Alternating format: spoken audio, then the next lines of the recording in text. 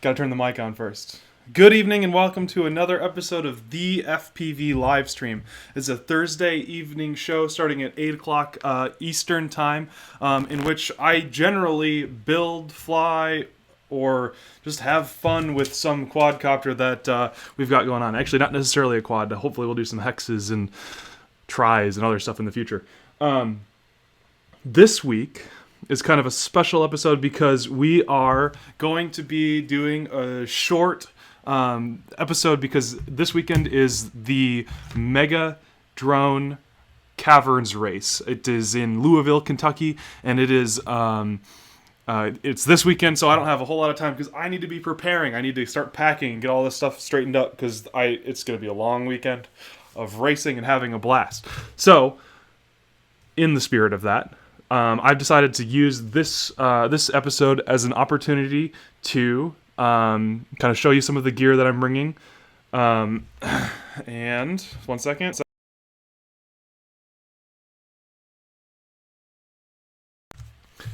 And now is the audio synced up with my mouth? I hope so.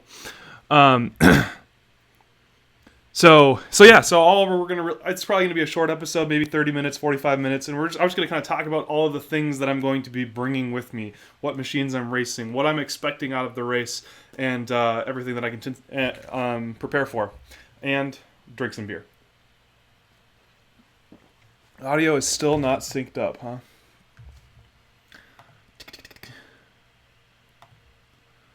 I don't know what to do about that. How much is it going to bother you guys?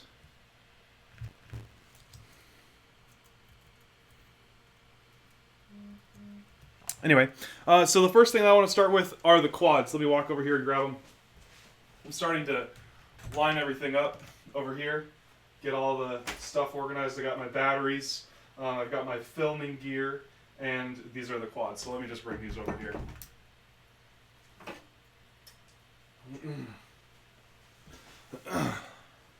So at Megadrone, we are racing in. We are each competing in 3 different classes, or we have the opportunity to, and that's 4-inch, 5-inch, and 6-inch class. Now, each quad, you are allowed to fly the prop of that size as a maximum for each category. So in 4-inch, you can pretty much only fly 4-inch, though I think they said that you're allowed to fly 3-inch if you want to, but you know that might put you at a bit of a disadvantage. Sorry, I'm looking for something to write on here, but I might just kind of have to forgo that. Where is? Sorry, let me grab something really quick. I'll be right back. I'm sorry.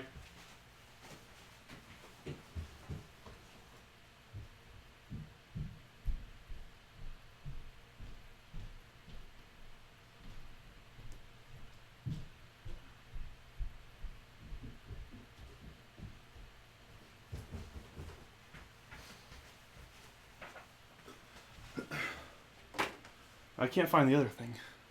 I've got a bag of stuff that I just bought at the store, and I have no idea where it disappeared to. Ah, here it is. Okay. See you.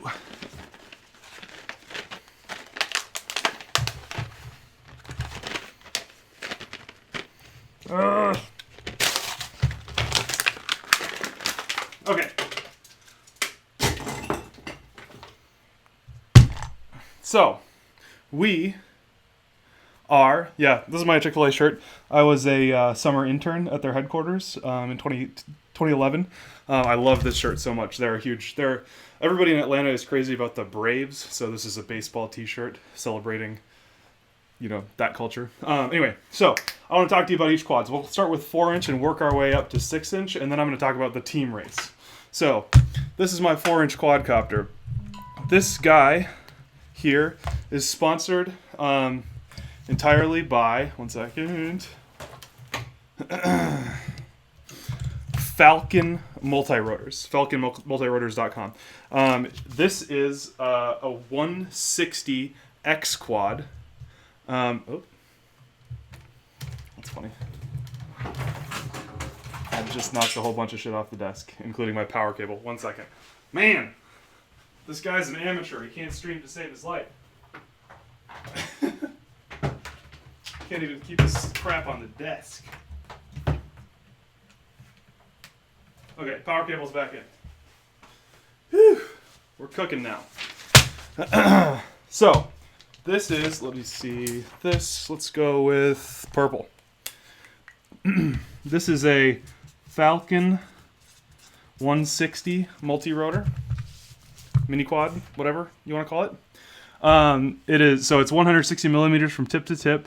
On it are DYS 1806 by 2700 kV motors. That's these guys. I wanted to keep the motors small and light. Is this better? I'm trying to, let me move the PP.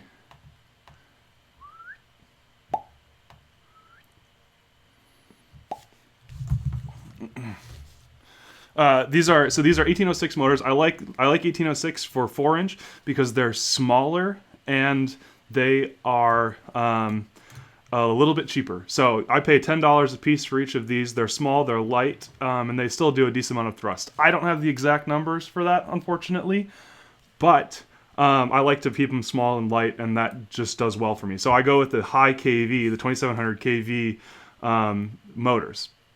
So that's what I've got there. For ESCs, unfortunately, you can't see them, but I have ready to fly quads, ARM, 32-bit ESCs. These are, they are 18 amps. These are kind of new ESCs that are kind of hitting the market just recently. These have a custom firmware. They don't run BL Heli. There's no configuration that I need to do for anything. And they have a much higher stepping resolution, which means that your throttle and the amount of control that you can have has a higher resolution, which means all of your power output is going to be smoother. These are shooting to be like KISS ESCs, but they're not quite there yet. But they're still good. And I really, really like them. I've been flying the 30-bit amps on the other ones, which we'll talk about in a bit, and I like these a lot. So keep that in mind that I have not used it. This has a power distribution board that comes with the Falcon 160. In it is a Flip 32 F3 flight controller, and that flight controller is actually in all of my quads, which I like. It is an awesome F3 board. It's cheap. It's easy to use. They do use the ESCs do use ARM 32-bit processors. The Flip 32 F3, just a great, cheap, easy to use flight controller that I've got. I have a 5 and 12 volt regulators from our Ready to Fly quads. I have an HS 1177 camera. Let's see if I can get this out of the way.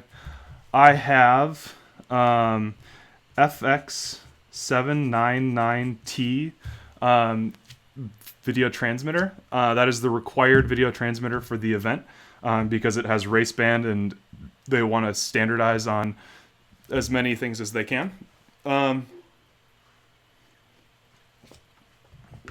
got this cable here that's just kind of sitting on top of the quad because I need to put it on to run my transponder. So your transponder is the thing that hooks up to... There's actually a system on the course that watches and times you throughout the entire course and reports it back to a live feed system and all this cool stuff. And then the antenna is custom. I have made these custom antennas for the event. This happens to be a left-hand one. Let me grab a better one for you.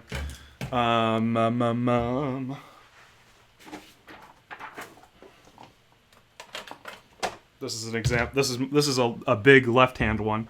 Right. So what you've got here is a left-hand circular polarized 3-lobe antenna. This is made with I think it's RG18 cable, and what I've done is I've actually so you've got the cable as the base. Then I put the lobes on top. Then I fill this thing in with Instamorph, which is a moldable plastic. And then I put a big layer of hot glue along the stem to give it some rigidity. Put 2 layers of heat shrink over the top of it, and then Plastidip the whole thing, and that gives it this nice finish. But so what you get is this really, really stiff antenna that will bend, so it's not going to break in a crash. It'll give it a nice bend, but then it'll all go right back to that same thing. But this thing, these antennas kick butt. I am totally in love with them, and I'm going to continue making them myself. So I made about 5 or 6 of those. But so yeah, this is the Falcon Multirotor 160. Thank you to Falcon Multirotors for sending me this frame.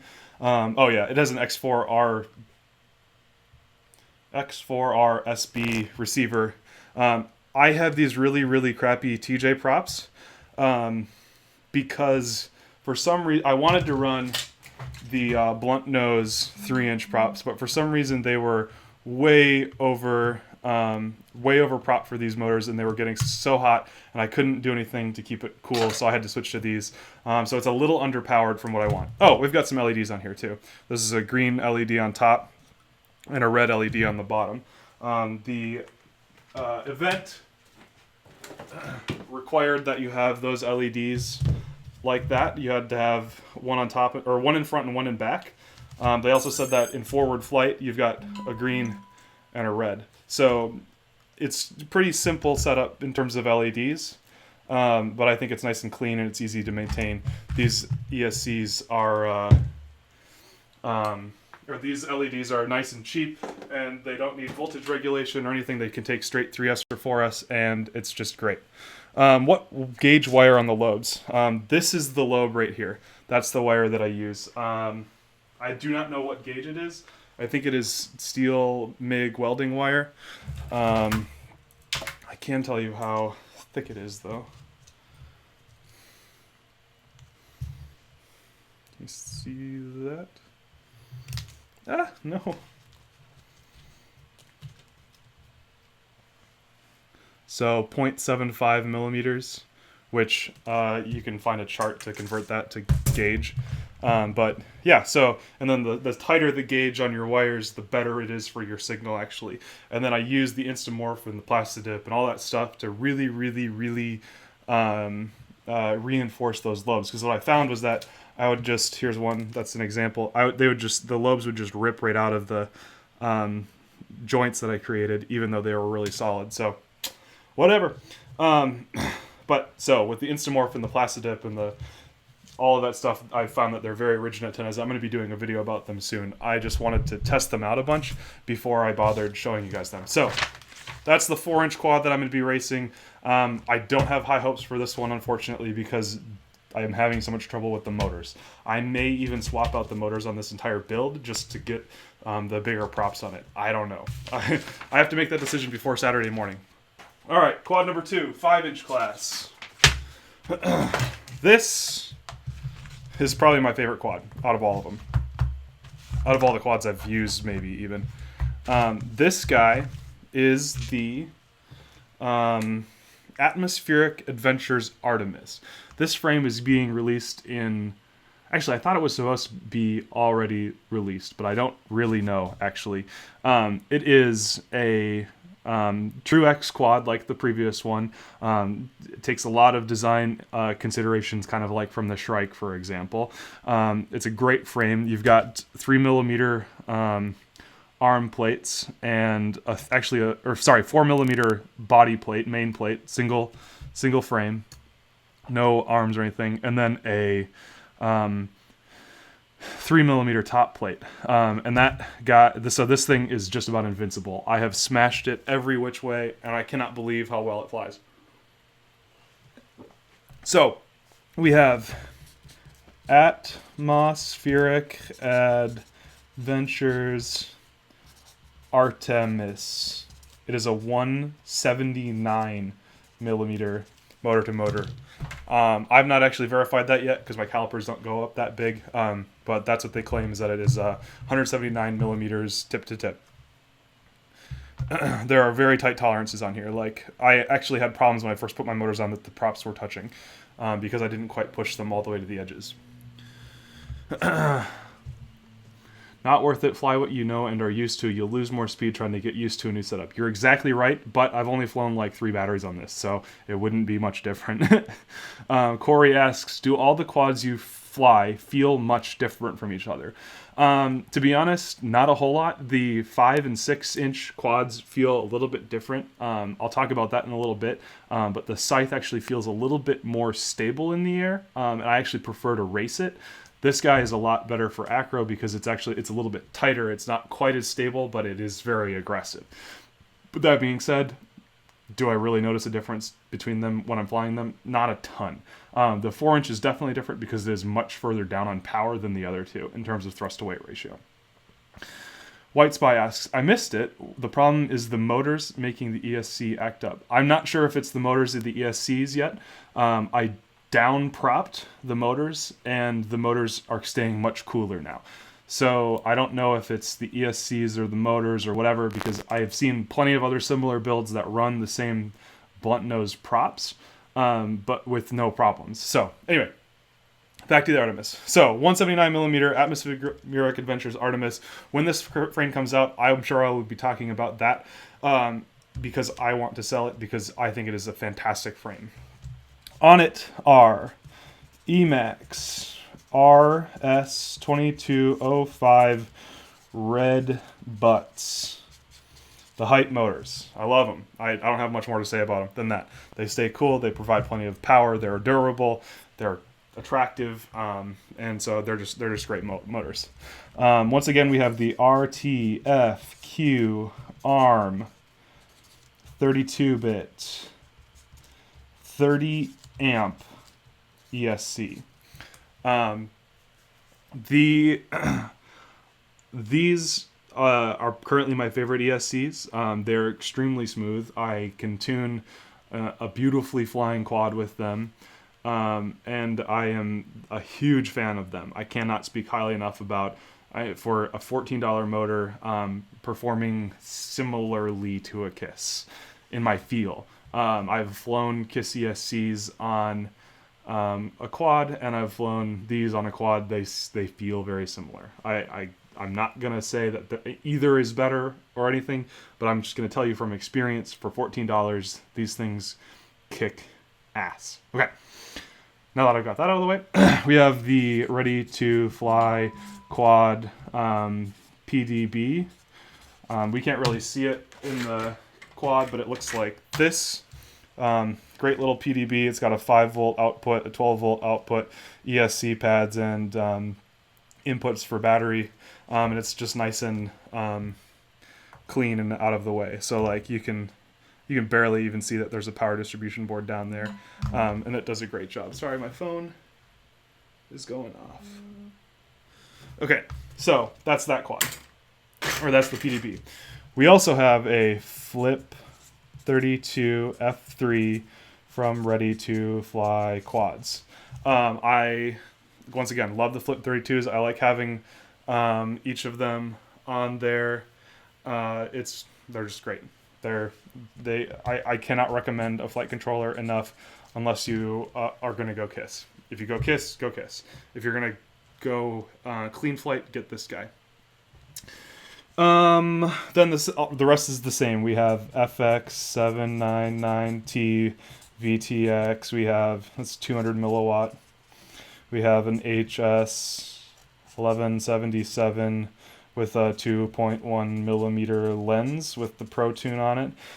We have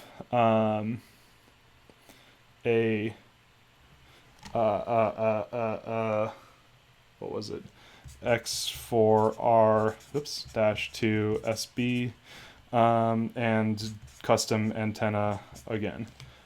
All of them are running the same custom antenna, as well as the LEDs are all in roughly the same spot down here on the back of the quad. One thing that I've started doing, because a friend showed me it and I thought it was a brilliant idea, but I've got a bunch of you can't even see it. Let me grab my other lamp here. I'm gonna die.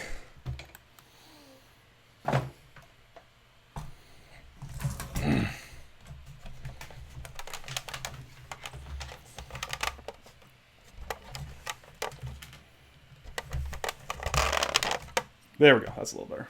Maybe. I don't know. I've got a little, just a little couple pieces of hot glue down there to act as a nice kind of grippy pad. That's all I wanted to say. So yeah, so this is my 5-inch rig, my favorite quad, maybe ever. I might have one other that is more of a favorite, but I have not yet made a definitive decision. But this thing is awesome. I love it. All right, that's the 5-inch quad. Somebody asked, what lipo packs are you using? That's a good question. Let me grab some. So these are all of the different kinds of lipos that I have tried. Of all of these, the SMC True Spec is my favorite. The tattoos are great. I think they honestly are fine. They're expensive, I think, for what they are. I think there's others that do just as well that are cheaper. The graphenes, which I like to fly but are very heavy, these suck. Don't buy them. And another tattoo. I'm using these 18 milliamp batteries for the team race, which we'll talk about in a little bit, and then these 1300s for the individual racing. And those are the different kinds of packs that I fly regularly. Okay, so 6-inch quad. We'll move on. Oh, thank you again for the Atmospheric Adventures sponsorship or sponsored build from them. I really appreciate it. I cannot believe how much I love it. And yeah, thank you to Atmospheric Adventures for sending that over. Finally, we have the Multi-Rotor Mania Scythe. This is a 220 millimeter motor to motor. It has these structural braces to help kind of keep the weight down, but also keep it rigid and strong, because this is only a 3 millimeter plate, not a 4 millimeter. I have well, yeah, we'll go through the parts. But yeah, this isn't the cleanest build in the world, but this thing has been flying the best for longest. This is my best flying for longest quad, and I'm just a huge fan of it. If you're looking for a 6-inch model, I definitely recommend the Multi-Rotor Mania Scythe. You can also get it in 4 millimeter, so it's even more of a tank. Because I know that there have been some braking problems with the 3 millimeter breaking across the neck here, where this through hole is for your motor wires. But I have smashed this thing straight into a tree at 40 miles an hour, no problem. So I don't know what those people are doing to break them, but you could also get this the 4 millimeter version, which is good. Okay, so we have the Multi-Rotor Mania SYCTHE 220 3 millimeter version. Yeah. Can't say enough good stuff about that one. For motors, we have ready to fly quads 2206 2200 kV motors. I like these motors a lot. The 2206 size means that you can swing a bigger prop at a higher efficiency, and generally keep your motors a little bit cooler. So having a bigger motor allows you more efficient with the power that you're putting in, and it keeps the temperature of the motors down a little bit.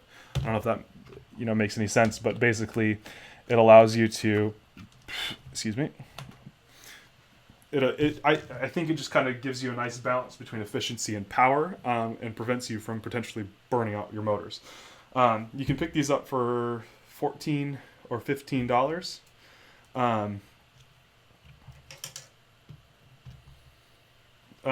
You can get these for 40, I think it's either $14 or $15.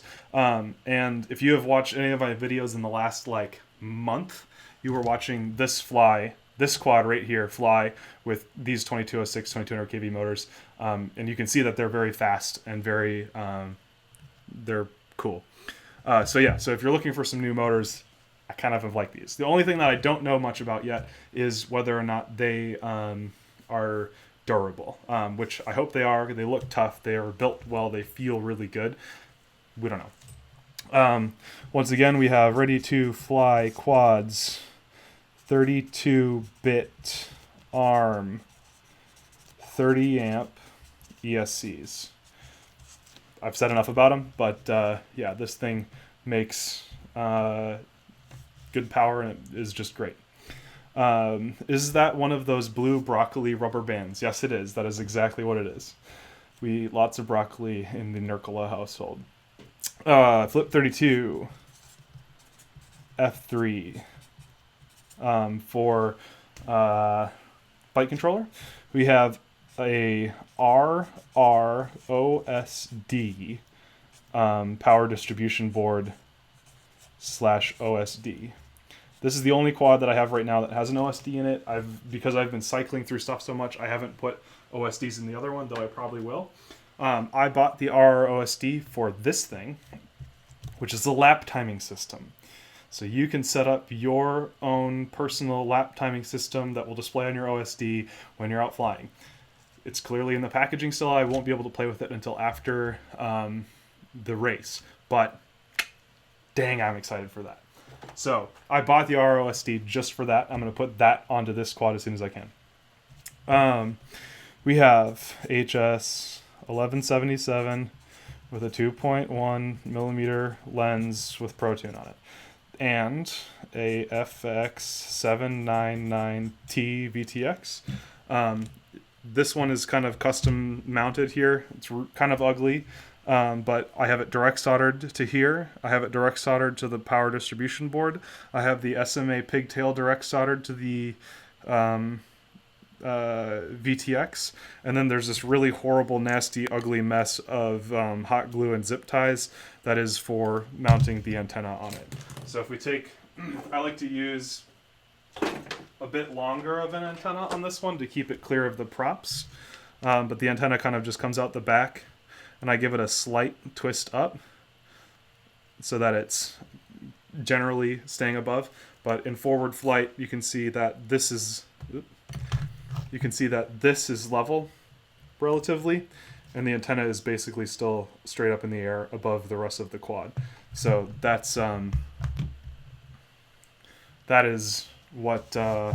that's how that's going to work. Again, a DIY antenna.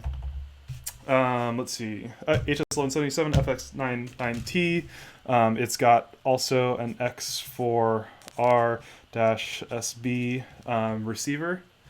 Did they send you out any settings for the 1177 that are tuned for the cave environment? No, that's a good question, and no, they don't have them. That would have been a really good idea. These are King Kong 6040 props, by the way, and they are what I will be using in the team race because they'll give me a good balance between high speed and efficiency. Jesse Turner asks, what is the Lens Pro 2 thing? Sorry, the Pro Tune was for the HS1177. I kind of misspoke. And if you want to know more about that, go to fpv-chat.com, join the chat, ask the question. Somebody will be able to answer it for you. I don't actually have the link handy in my head right now. And this has got the LEDs. The only thing that's different about this one right now is that I have on it my transponder. Oops, I just drew on my MacBook. Oh well. Actually, I really don't want that on there. This is a infrared transponder. I have modified mine to have a 5-volt Polulu, or not a Polulu, but a voltage regulator from Ready to Fly quads on it. So you can see that input power goes to the voltage regulator, comes out and goes into the thing, so that I can move this really easily from quad to quad at the race and use the same transponder for all my quads. Then to mount this, I've just got some Velcro kind of hidden back here behind my camera. That's not going to come off. And then on the other side, I have a JST female ready to receive it. If I can plug it in. And then my broccoli rubber band is just there to kind of help do some cable management for me quickly. So I don't have to like zip tie it down or anything. I can just kind of wedge it down under here and slap the rubber band over top of it so that the props won't catch any of the cables. So it's not the prettiest thing in the world, but it's effective, and it's going to allow me to change around from quad to quad real fast and easy. The same thing is true of the 5-inch, where you've got your JST female coming out right here, and a rubber band right there. So you're going to be able to move your transponder from quad to quad extremely quickly and be ready for the next race without having to make everybody wait for you, which you don't want to do because people get pretty salty pretty fast. So yeah, those are the rigs that I'm bringing to fly and race with: 5-inch, 6-inch, and 4-inch. And so that's what's going on. I am pretty excited about that. And you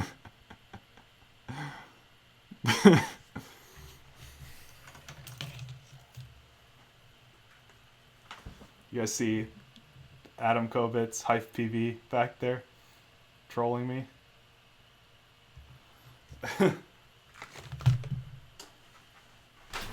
Hey guys. Hey, what's up, guys? I'm Hype PV. Welcome to the FPV Livestream. Oh, you're Who's there? Get him! Who's that? Get him! You want to come in? Yeah. All right. Through here? No, go through the door.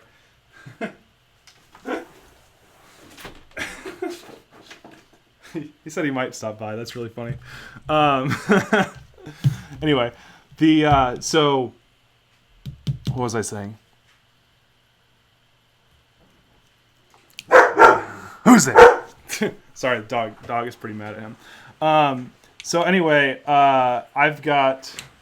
So those are the quads that I'm racing. And so my understanding of the way that everything is working is that for 4-inch, 5-inch, and 6-inch individual racing, you have basically 3 attempts to qualify for each class.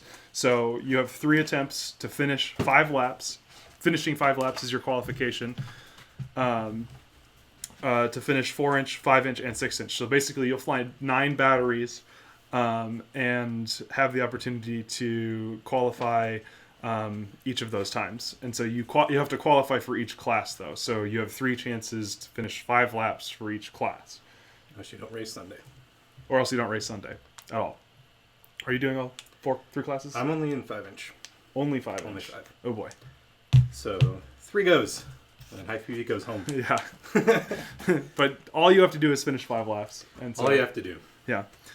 And then I am also on a team race, and I am flying with the Louisville team because they're also good friends of mine.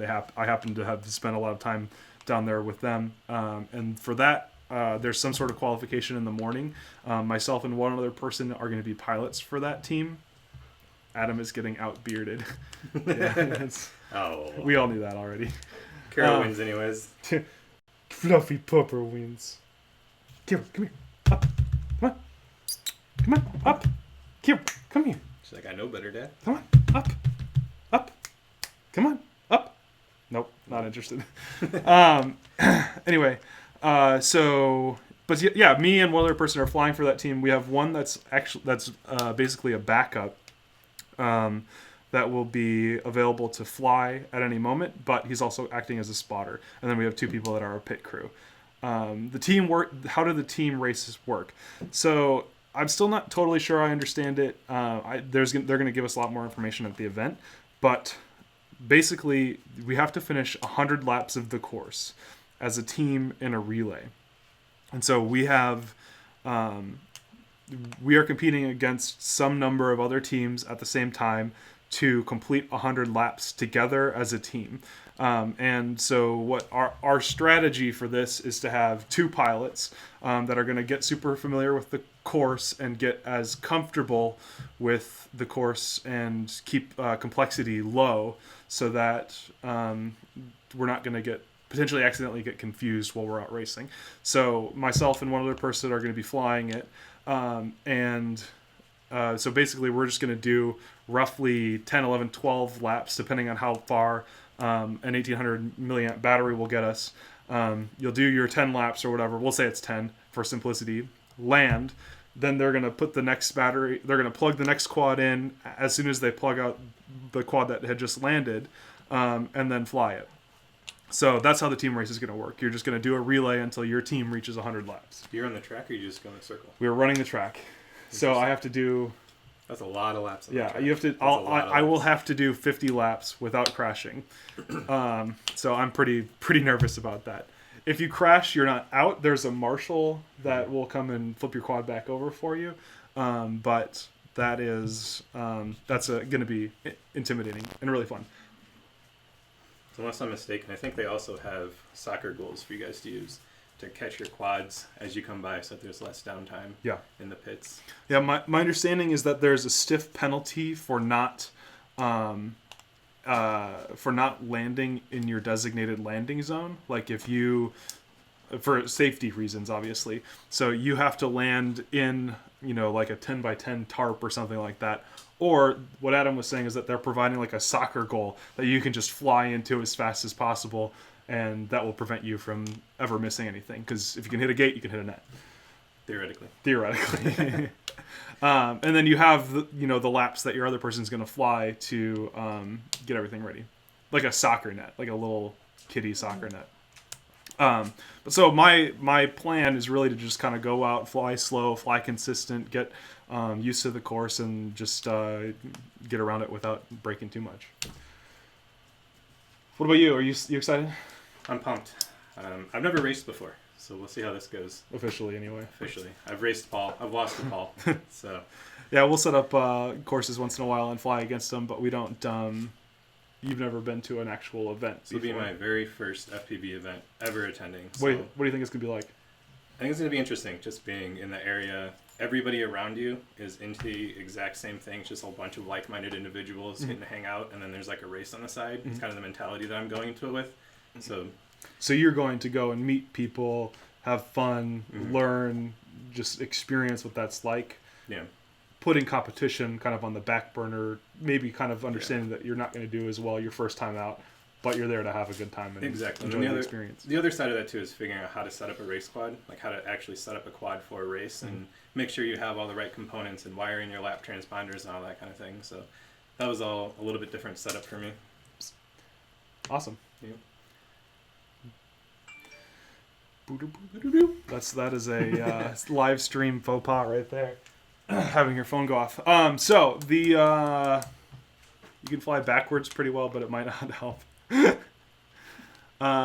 you do one lap backwards, it counts as 3 though. So I'm going for that strategy. Yeah. Okay. So the only other thing that I was thinking about going through was like the extra stuff that I'm bringing.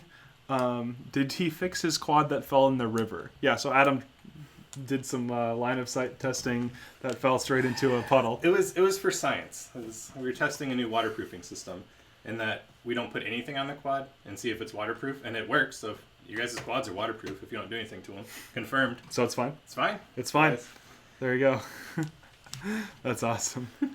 Kira, you were just in the way, aren't you? So the only other thing, if you guys are interested, is that I was just going to kind of go through like the extra stuff that I'm bringing, like, extra motors and ESCs, and I actually just finished a revision of my ground station, and it's actually looking really good right now. So I was thinking about maybe showing you that. Unless you guys have any requests, things that you want me to talk about, things that... Actually, I have a question for you guys. So if you're not going, what do you want to have known about after the fact? Or maybe put another way is what part of the story, the event, etc., do you want to know about? So those are the things that I can be looking at while I'm down there recording. And I've got literally 4 cameras ready to go for this whole thing to get footage. So what do you want to see? What do you not want to miss?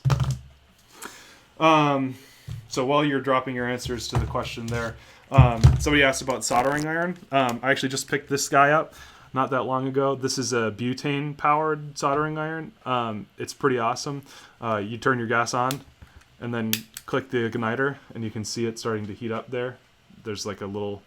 you can see the butane burning. This thing is awesome. I got it on Amazon for $30. It's great. So yeah, that is what I'm bringing for soldering iron. People want to know about the behind-the-scenes stuff. What kind of behind-the-scenes stuff do you want to know about? People want to know more about... I'm more interested in the fun meetups afterwards than the actual race, which will get a ton of coverage. So don't worry about the race as much as getting to hang out with people and talk to them, things like Drone House. Video problems, how do you fix it? Lessons learned following outline. What I expected, what actually happened, what to improve, what to keep. Okay. What do you do in between races? Probably mess stuff up. Have fun. How did the race being in a cave change your racing experience? Okay. What was it like to be underground? And then post-race interviews. Yeah, all that sounds great.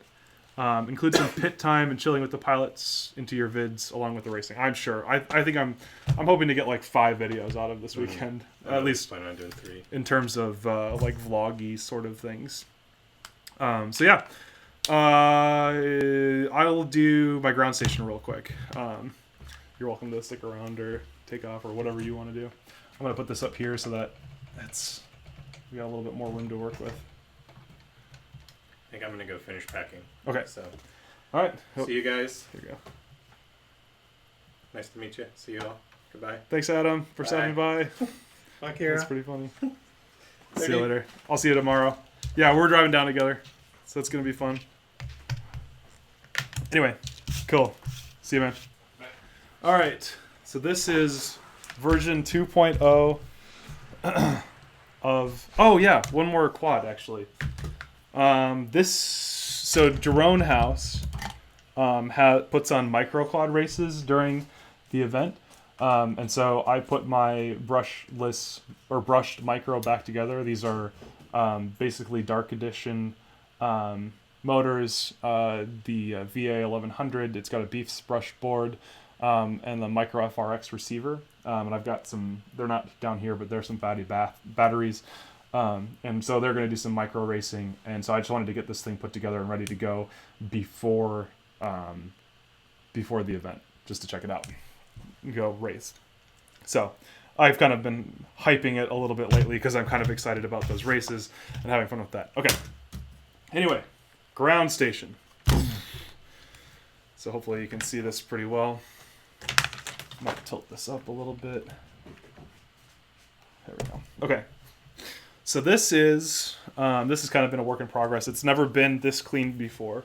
I keep buying the same stupid tripod from Walmart, and the previous one broke. Like, this leg doesn't extend anymore. I actually glued it because it was so messed up.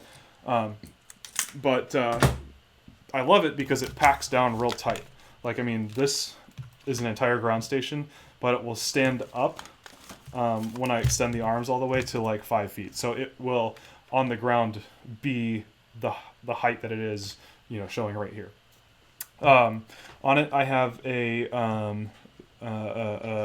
VAS helical antenna, a 5-turn. It produces a cone directional field. This is just some kind of crappy omnidirectional because almost all of my FPV is done through this guy because I have it. I'm usually flying in front of myself, never like around myself. Oh. This is an FR632 receiver. This is the best receiver that you can get right now, in my opinion, unless you pay $600 for a clear view. But that's fine. Then I have a 2200 milliamp battery 3-cell right here that powers the receiver. And then on the back, I have a 5 amp 3-cell that powers the goggles as well as a screen if I want to hook it on it. I only have it on there once in a while. Just, if I'm like going to be showing flight to like family or friends, or if somebody stops by at the park and wants to see what's going on. And then I have this big long cable right here that can run to the goggles. So usually when I'm out flying, what I'll do is actually set this whole thing right on top of my car, and actually sit down in the trunk basically, because it's basically a trunk, and I can just plug in my goggles. And so like, I mean, this cable comfortably reaches to here, and I can set my tripod wherever and fly from there. And so I love this guy. And so there's just a little bit of Velcro, a little bit of a couple battery straps holding that on there. I can just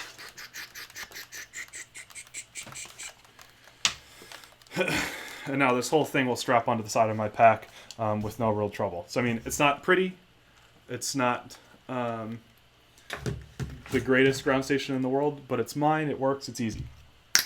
Okay, just today I bought this sucker. I have a lot of gear that I want to have as backup because I know I'm going to break stuff. So I tend to overpack.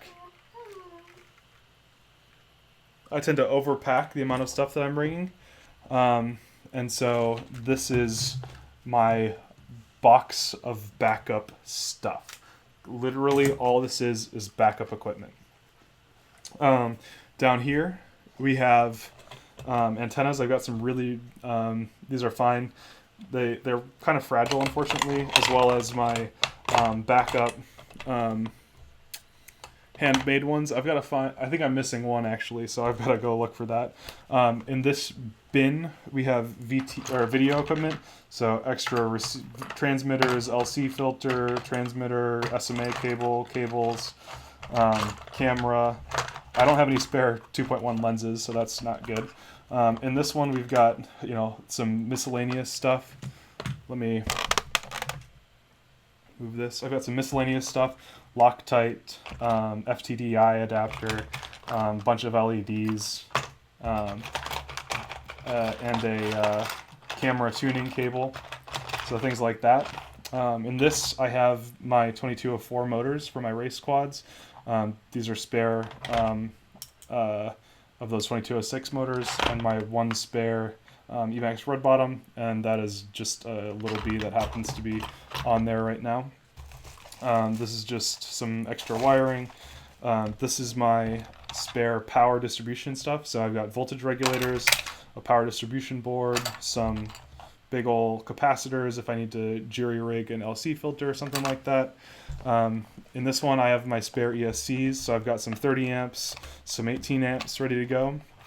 Somebody asked me to bring my old Sunny Skies as a backup, Patrick did, so I've got those in here. These are all little Bs. In case for some reason I have so many of these fail, I can swap over to little Bs on a quad if I need to. I could probably do that in about 10 minutes. I've got battery straps in here. I have backup 1806 2700 kV motors. I've got backup layer lens protectors for my Xiaomi Yi, miscellaneous wire, and then zip ties and heat shrink. So those are all the stuff that I'm just keeping in my case as simple, flat backup. Like, these are all just extra parts. I might not even necessarily need I might necessarily need any of that. That's not stuff that I would necessarily bring like to the field if I'm just out flying for the day. But that is my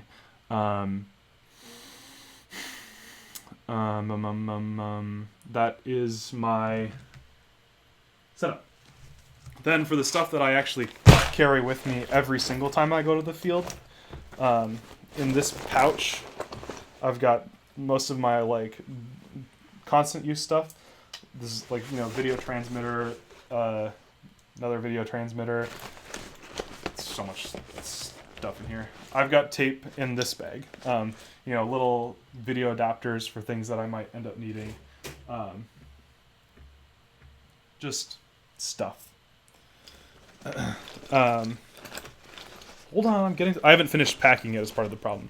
My electrical tape doesn't go in the spare parts, but it goes in my daily bag. Everything that I carry with me. So There's the electrical tape. There it is in the bag. There's zip ties in here, a pen apparently. There's a couple battery straps that are handy.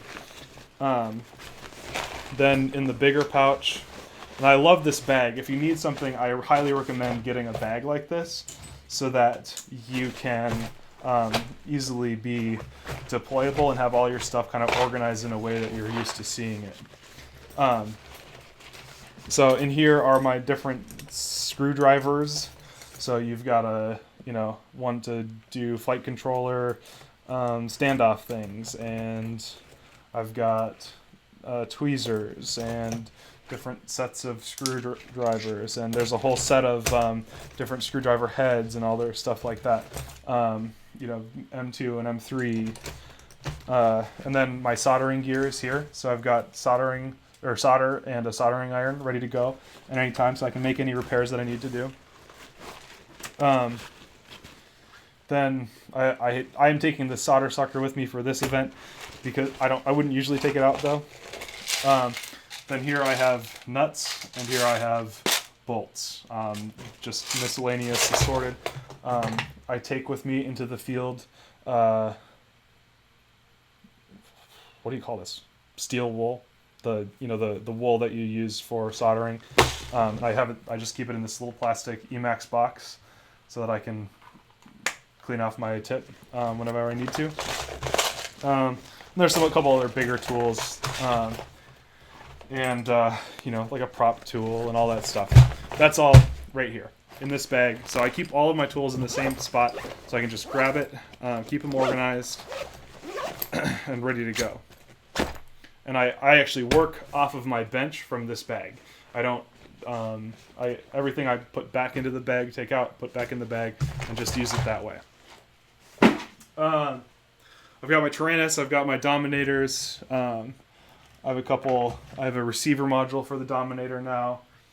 I've got a couple of DIY RX antennas. This is a right hand and this is a left hand. I made this right hand nice and long so that it sits above my head when I have the goggles on. I didn't think about that when I made this lefty. And I keep just an old 2-cell in my goggles pouch. Actually, here, I'll show you this. I have a 3-cell to Fat Shark adapter, or an XT60 to Fat Shark adapter, so I can plug any 3-cell into my goggles because it'll take 3-cell. And if I run out of my standard Fat Shark battery, I've got a 2-cell battery for the fan. I have a voltage alarm that I just keep in here because why not? 2 antennas, cleaning cloth, and then boom. On the top here, I have all of my video charts just taped to the front. It is ugly as hell, but I know exactly which frequency I need to be on for everything, for both of my different kinds of video transmitters that I use on a regular basis. So do that. It's a really good idea. It's nice. You don't have to pull out your phone to figure out, what frequency you're on, all of that stuff. It just simplifies your life, and that is what's important to me. I always carry a knife. This is a CRK M16 or CRKT.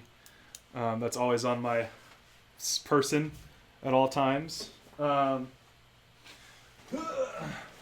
of the stuff that I have shown you so far, except for the quads, fits into this bag. So this is my... Let me put this back on the tripod.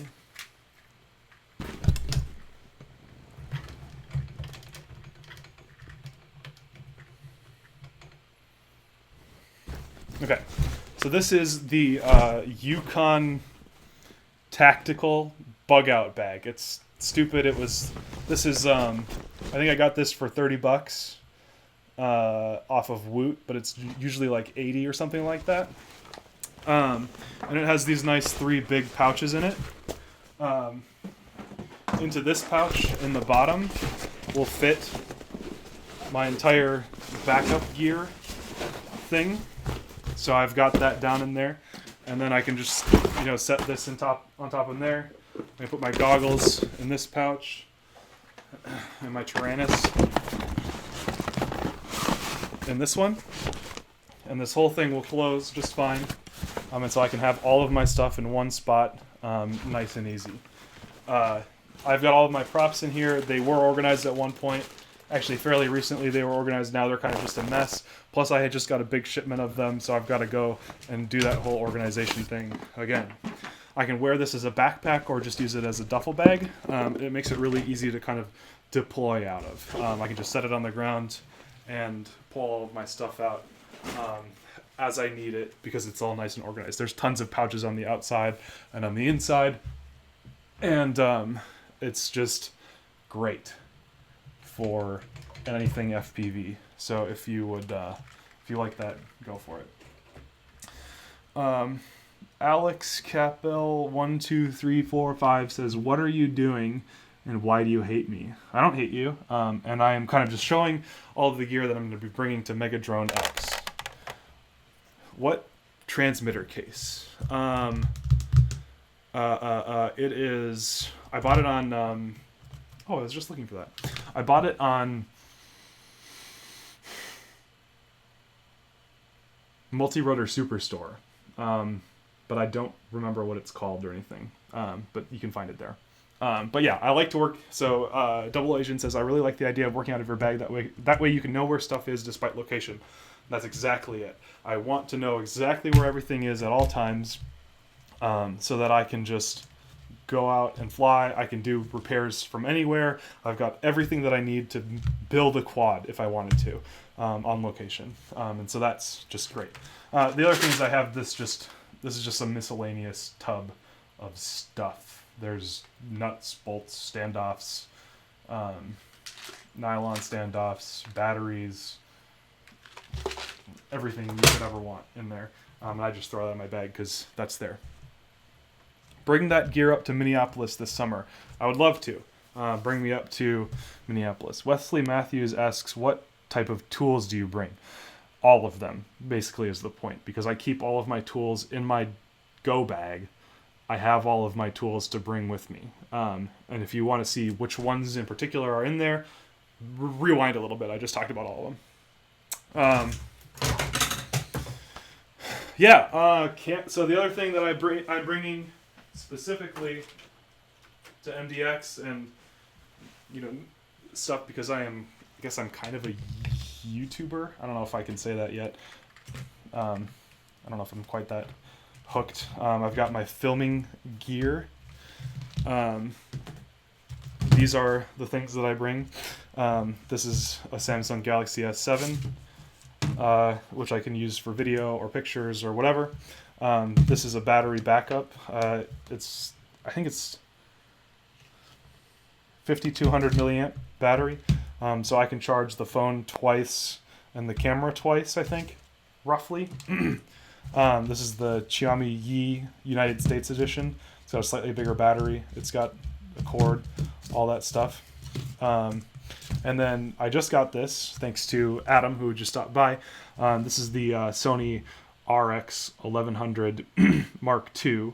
I wanted to have something that's a little bit more professional, that I could be using for filming and taking pictures and all that stuff. And I am in love with it. I carry it with me all times, and it's just great. So that's that. White Spy says, "Since you're in a cave, you should bring a headlamp light." I always have a headlamp light with me. It stays in my backpack. But that is a good idea. Thank you. What else? Obviously, I still need to pack all of this. I'm trying to think of anything else worth mentioning. I'll bring my laptop so that I can transfer stuff from quad to quad, or stuff like video and stuff off of my cameras, and be able to change settings and clean flight if I have to, etc. So yeah. What about lickies and chewies? I just have some snack stuff. Bringing the dog? No, I wish I could. You must have heavy pockets with all of that stuff. I will mention it, I guess, because we're talking about it. I almost exclusively wear these pants. They are Piranha Zions. They are super, super tough. I think they're like intended for like climbing and stuff. They have really deep front pockets. There's a fifth pocket that opens on this side and this side. And then there's the back pockets. They have a belt built in. They're super breathable. They fold up. They have buttons for folding up, and they don't look like cargo pants. So I actually can wear them with a button-up shirt to work and get away with it, and nobody will comment on it. So I'm also a developer, so take that with a grain of salt.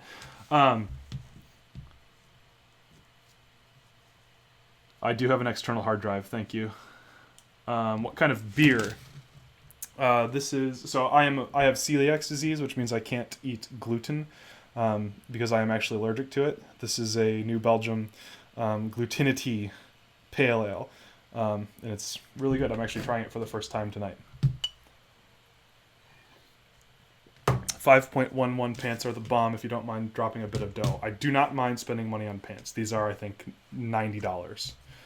Do you have a favorite chair to fly in with any customizations, or just grab any old lawn chair? I bought a lawn chair from REI because of the dividend and all that stuff. I had bought any old lawn chair from Walmart, and it broke after like 3 sessions.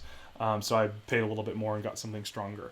I want to find a tiny little table that I can bring with me to the field, but I'm not in a rush for that because most of the places I fly, I literally just fly out of the back of my car, and my car has a nice big open trunk space that I can work with. You're a programmer, you can wear an inflatable pizza suit and no one would notice. Yeah, you're totally right. So, but these don't look bad. Piranha, Zion, look them up. They're awesome. Buy them. They're not paying me to say that. But I have a couple pairs of these and I just alternate them every day. I basically don't wear anything else. I have some shorts of theirs that I wear too. What else? What other questions do you guys have about Megadrone X, about my everyday carry stuff, the stuff that I bring to my races? What questions do you have? I'm kind of running out of ideas, and that I kind of knew that was going to happen because this was intended to be a short episode. Do you fly in the car ever? I have. I don't like to. I like to be more aware of my surroundings, so I choose generally to keep the car. Give yourself more credit. That's more than a car. It's between truck and a car. Right. Yes. It's I drive a 2011 Toyota RAV4 Sport V6. I actually like it a lot. We wanted a Forester XT, but couldn't find them because nobody wants to sell them. But yeah, so that is the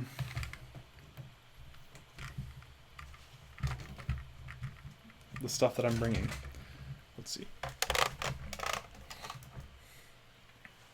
Oop, sorry, pup. Come here.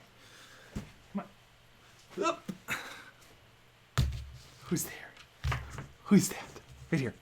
Who's there? Can you see him? Do you see him? She's a pupper. She is often part of my daily carry as well. Let's see. Give yourself. Do you fly in the car ever while moving? No, but I have plans to soon.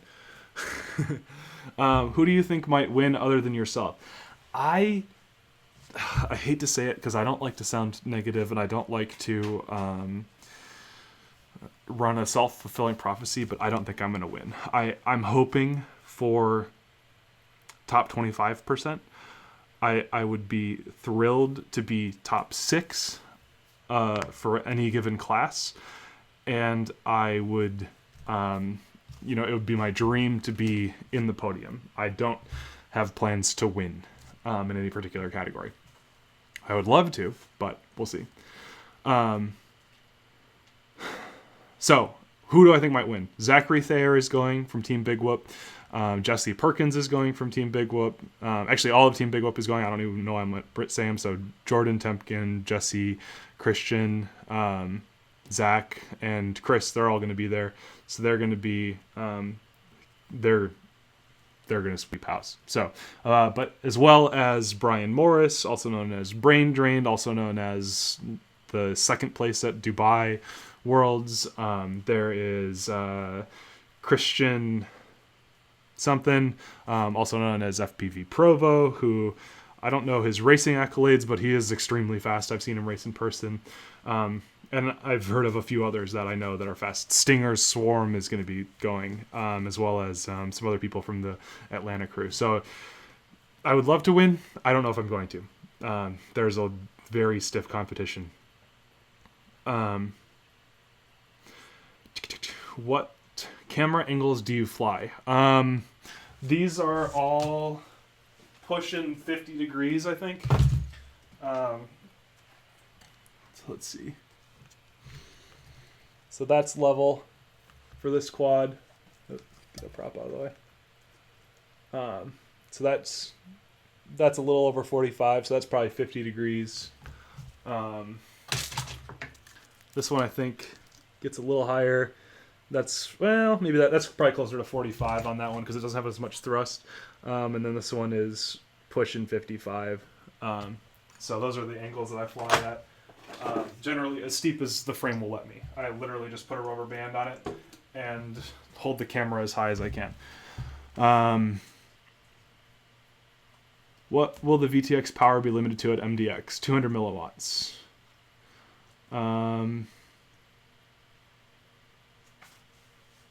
What kind of FPV goggles do you use? Also, which would you recommend for a newbie? I use Dominator V3s. I got these as a Christmas present, actually. I probably would buy them for myself now, having lived with them, but they are fantastic. If you can shell out 350, I highly, highly, highly recommend. If you can't shell out 350, Quantum V2s are great. They're $100 or so.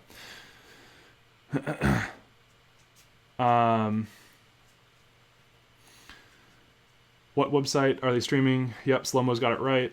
Would love to see more of your out-of-body video of you while flying. Want to see if you learn and do any funny things. Can you explain that? Have you ever flown in a cave? No, but I've flown inside a lot. I've learned to not lean, but I can't stop tilting my head. I kind of dip my head as I fly. Like the longer I'm out, I'm kind of slowly doing this. But yeah.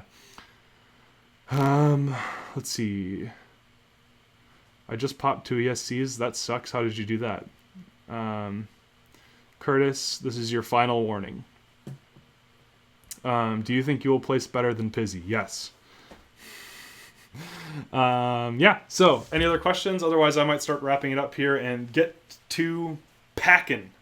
Because clearly this is a mess and I've got to get most of it put into that. It's in the bag. That. Hey, what are you doing? What are you doing? Come here, you. Ugh. Ugh.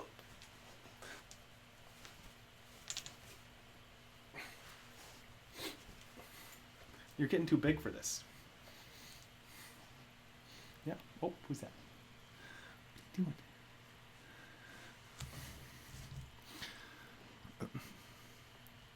The only time I've tried to fly with goggles, I almost fell, so I'm afraid to fly with them. That's funny. Burn. That's awesome. Let's see, my wife is a massage therapist, and sometimes she comes with me and massages me while I fly. That is pretty awesome.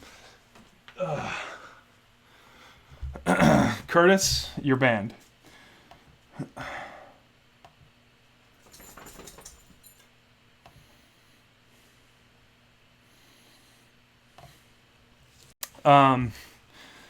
Yeah.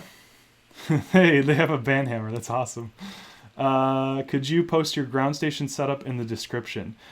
I guess, yeah. What do you want? Just pictures, or do you want just the parts list, or both, or what? Look for me at the TBS Hellination table. Kevin.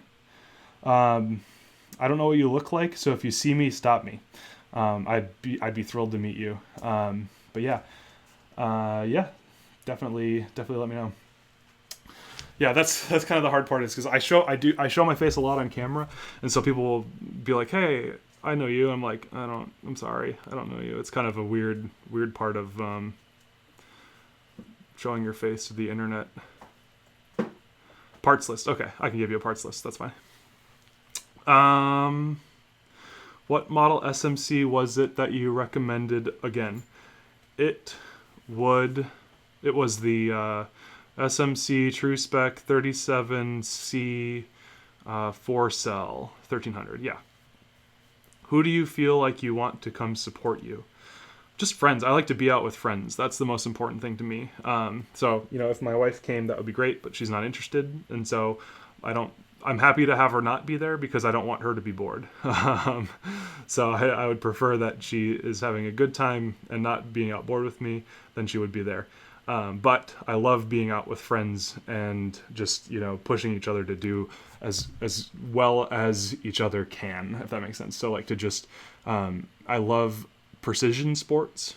So like shooting or archery or like, I don't bowl a lot, but I like bowling because it's all about, baseball is another good example. It's all about how precise can you be. It's continually improving yourself to get as good as you can. Racing, I think fits right into that category very well. It's about how do you pick a line, how do you get faster, how do you tune your gear better, and that kind of self-improvement sort of thing is what gets me super excited about specifically and especially racing. And that's a very easy thing to do with friends because you can push each other, you can help each other do better, without ever getting to the point where you're fighting against each other. You're always pushing yourself to do better, if that makes any sense. TBS tent. All right, I will stop by the TBS. I'm sure I'll stop by all the tents. I love seeing what everybody has on display and just checking out parts and all that stuff. I do cabinets and FPV. It sounds like a good combo. Either way you're building, basically. Cool. Well, I think I'm going to keep it short tonight. Sorry we didn't build or blow up or crash anything here in the house. But we will be back again next week building this. This is an RS90, a full build for an RS90. So stop by next week to see this guy get built and hopefully flown. I don't know if we're going to be able to finish it because this is probably one of the more intimidating looking builds I've ever done. So we'll see what happens with that. But I got to do a bunch of more research and get ready for it. So yeah, next week, RS90, I'll be back. I'll be editing a storm up next week with all the footage that I come back with from the race. And then, yeah. So thanks for everybody for stopping by. Look for fpvlive.tv, Derby City Drone Racing, Falcon Multi-Rotors, Atmospheric Adventures, Multi-Rotor Mania. All of those have done a ton to support this stream. Go show them your support by buying their stuff and checking out their things. They're all fantastic people to work with, and I wouldn't bring them on here if it wasn't something that I thought was awesome. Finally, if you were a first-time guest, thank you for stopping by. I'm so glad that you were here, and I definitely want you to come back and see the weekly episode every week at 8 o'clock. Everybody, go like this thing on Facebook. Go search for the FPV live stream. Like this. That's where you can get notifications for delays or if I change days on it or announce a new thing. So it's just kind of, sometimes there are, life gets in the way of stuff like this, and I just want to be able to let you guys know when something happens, if there's a delay or something like that. But yeah, do go check that out. Do check out all of the sponsors. If you're a first-time guest, thanks for coming. If you're coming back, I'm excited that you're here. And if you are a vendor or have something that you want to have shown on this, you could be a vendor, you could be an individual who needs a quad built, whatever. Reach out to me at thefpvlivestream.com or paulnurkala.com, and I'd be super excited to talk to you about working on that. But in the meantime, everybody, thank you so much for stopping by. Look forward to a whole bunch of updates and videos and all that sorts of stuff from Megadrone X.